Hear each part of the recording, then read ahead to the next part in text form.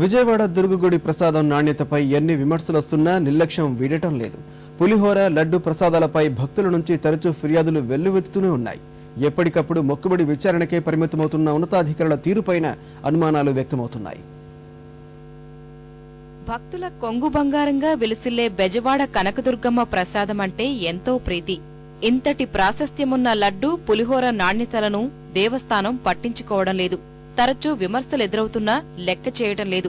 గతంలో ఫిర్యాదులొచ్చినప్పుడు ప్రసాదం నాణ్యత పెంచే చర్యలు చేపట్టామంటూ అధికారులు కొంత హడావుడి చేశారు. తర్వాత పరిస్థితిలో ఏమాత్రం మార్పు రాలేదు.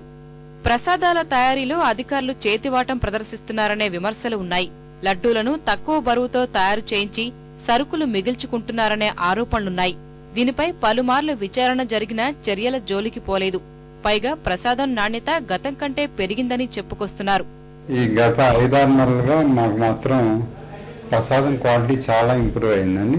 లడ్డూలు ఇప్పుడు ప్రస్తుతానికైతే ప్రసాదంలో మీరు ఎప్పుడైనా చూసుకోవచ్చు అండి, అండర్ వెయిట్ వస్తుంది. ఇవన్నీ వాళ్ళు చేసుకునే ఆరోపణలు తప్ప వాస్తవానికి నిజం కాదండి. ప్రసాదం మాత్రం క్వాలిటేటివ్ ప్రసాదం శుచిగా శుభ్రంగానే చేస్తున్నాం. ప్రసాదం నాణ్యత తనిఖీలు చేసిన ఏడీసీ వ్యవహార శైలిపైన విమర్శలున్నాయి.